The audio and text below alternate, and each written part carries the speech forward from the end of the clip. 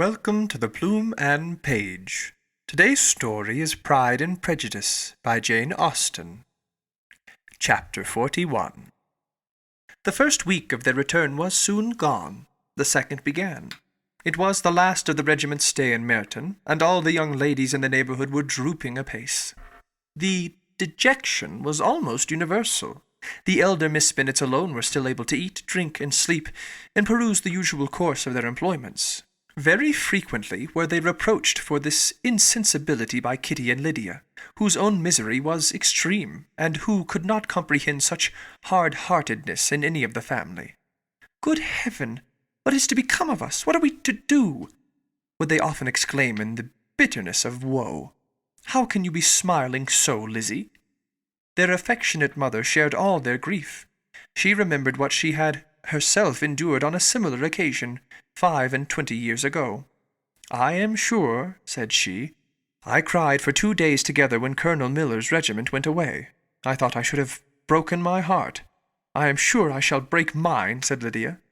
"If one could but go to Brighton," observed Miss Bennet. "Oh, yes, if one could but go to Brighton. But papa is so disagreeable. A little sea-bathing would set me up for ever. And my Aunt Phillips is sure it would do me a great deal of good," added Kitty. Such were the kind of lamentations resounding perpetually through Longbourn House. Elizabeth tried to be diverted by them, but all sense of pleasure was lost in shame. She felt anew the justice of Mr. Darcy's objections, and never had she been so much disposed to pardon his interference in the views of his friend. But the gloom of Lydia's prospect was shortly cleared away, for she received an invitation from Miss Forster, the wife of the colonel of the regiment, to accompany her to Brighton. This invaluable friend was a very young woman, and very lately married. A resemblance in good humour and good spirits had recommended her and Lydia to each other, and out of their 3 months' acquaintance they had been intimate too. The rapture of Lydia on this occasion, her adoration of Miss Forster, the delight of Miss Bennet, and the mortification of Kitty, are scarcely to be described. Wholly inattentive to her sister's feelings, Lydia flew about the house in restless ecstasy, calling for everyone's congratulations, and laughing and talking with more violence than ever, whilst the luckless Kitty continued in the parlour, repined at her fate in terms as unreasonable as her accent was peevish. "I cannot see why Miss Forster should not ask me as well as Lydia," said she. "Though I am not her particular friend, I have just as much right to be asked as she has, and more too, for I am 2 years older." In vain did Elizabeth attempt to make her reasonable, and Jane to make her resigned. As for Elizabeth herself, this invitation was so far from exciting in her the same feelings as in her mother and Lydia, that she considered it as the death warrant of all possibility of common sense for the latter. And detestable as such a step must make her were it known, she could not help secretly advising her father not to let her go. She represented to him all the improprieties of Lydia's general behaviour, the little advantage she could derive from the friendship of such a woman as Miss Forster, and the probability of her being yet more imprudent with such a companion at Brighton, where the temptations must be greater than at home. He heard her attentively, and then said, "Lydia will never be easy until she has exposed herself in some public place or other, and we can never expect her to do it with so little expense or inconvenience to her family as under the present circumstances." "If you were aware," said Elizabeth, "of the very great disadvantage to us all, which must arise from the public notice of Lydia's unguarded and imprudent manner, nay, which has already arisen from it, I am sure you would judge differently in the affair." "Already arisen?" repeated Mr. Bennet. "What, has she frightened away some of your lovers?" "Poor little Lizzie! But do not be cast down. Such squeamish youths as cannot bear to be connected with a little absurdity are not worth a regret. Come, let me see the list of pitiful fellows who have been kept aloof by Lydia's folly. Indeed, you are mistaken. I have no such injuries to resent. It is not of particular, but of general evils, which I am now complaining. Our importance, our respectability in the world must be affected by the wild volatility, the assurance and disdain of all restraint which mark Lydia's character. Excuse me, for I must speak plainly. If you, my dear father, will not take the trouble of checking her exuberant spirits, and of teaching her that her present pursuits are not to be the business of her life, she will soon be beyond the reach of amendment. Her character will be fixed, and she will, at 16, be the most determined flirt that ever made herself or her family ridiculous. A flirt, too, in the worst and meanest degree of flirtation, without any attraction beyond youth and a tolerable person. And, from the ignorance and emptiness of her mind, wholly unable to ward off any portion of that universal contempt which her rage for admiration will excite. In this danger Kitty also is comprehended. She will follow wherever Lydia leads, vain, ignorant, idle, and absolutely uncontrolled.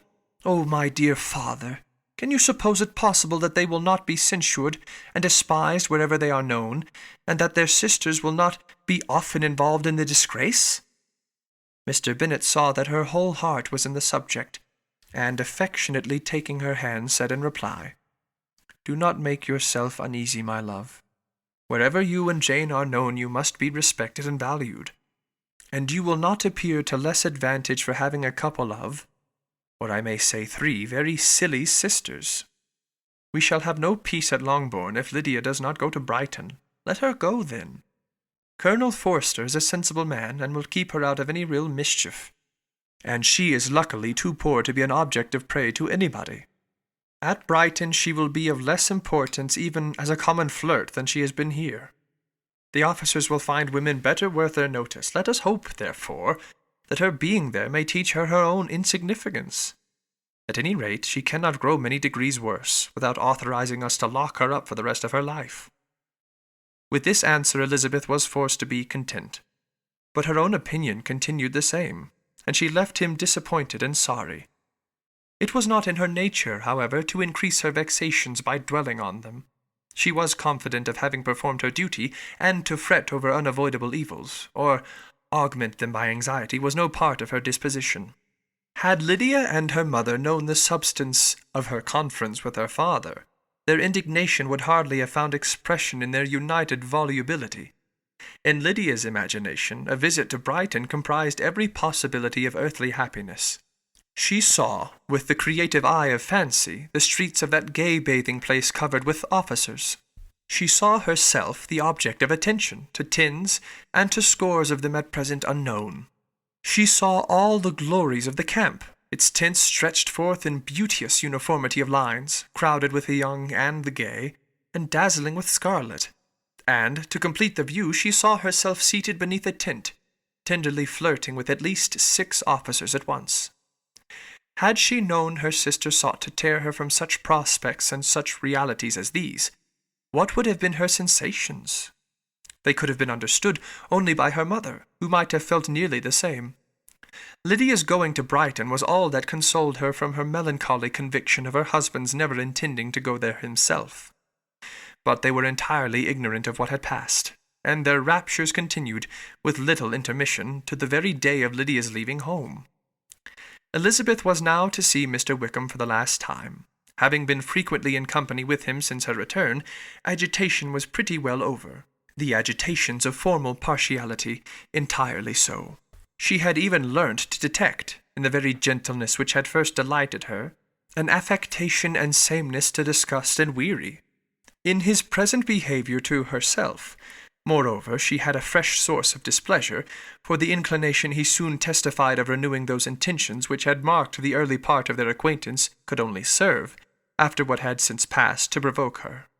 She lost all concern for him in finding herself thus selected as the object of such idle and frivolous gallantry, and while she steadily repressed it, could not but feel the reproof contained in his believing that however long, and for whatever cause, his attentions had been withdrawn, her vanity would be gratified, and her preference secured at any time by their renewal.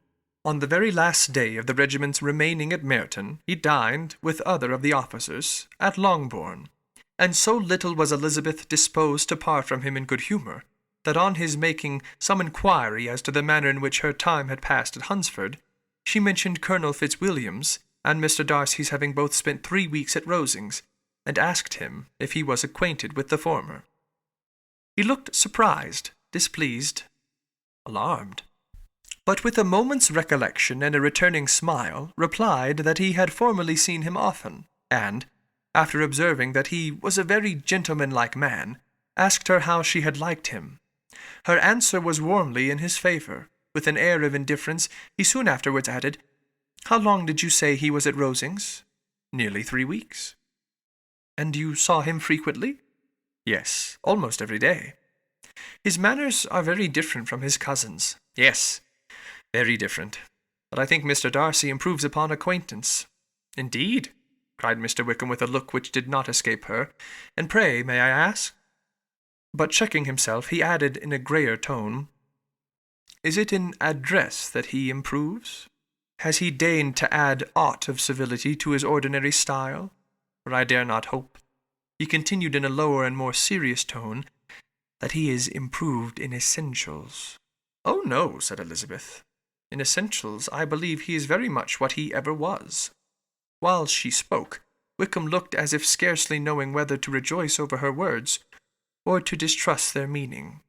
There was a something in her countenance which made him listen with an apprehensive and anxious attention while she added, "When I said that he improved on acquaintance, I did not mean that his mind or his manners were in a state of improvement, but that, from knowing him better, his disposition was better understood." Wickham's alarm now appeared in a heightened complexion and agitated look. For a few minutes he was silent, till, shaking off his embarrassment, he turned to her again, and said in the gentlest of accents, "You, who so well know my feelings towards Mr. Darcy, will readily comprehend how sincerely I must rejoice that he is wise enough to assume even the appearance of what is right. His pride, in that direction, may be of service, if not to himself, to many others, for it must only deter him from such foul misconduct as I have suffered by. I only fear that the sort of cautiousness to which you, I imagine, have been alluding, is merely adopted on his visits to his aunt, of whose good opinion and judgment he stands much in awe. His fear of her has always operated, I know, when they were together, and a good deal is to be imputed to his wish of forwarding the match with Miss de Bourgh, which I am certain he was very much at heart." Elizabeth could not repress a smile at this, but she answered only by a slight inclination of the head. She saw that he wanted to engage her on the old subject of his grievances, and she was in no humour to indulge him. The rest of the evening passed with the appearance, on his side, of usual cheerfulness, but with no further attempt to distinguish Elizabeth. And they parted at last with mutual civility, and possibly a mutual desire of never meeting again. When the party broke up, Lydia returned with Miss Forster to Meryton, from whence they were to set out early the next morning. The separation between her and her family was rather noisy than pathetic. Kitty was the only one who shed tears, but she did weep from vexation and envy. Miss Bennet was diffuse in her good wishes for the felicity of her daughter, and impressive in her injunctions that she should not miss the opportunity of enjoying herself as much as possible, advice which there was every reason to believe would be well attended to. And in the clamorous happiness of Lydia herself in bidding farewell, the more gentle adieus of her sisters were uttered without being heard.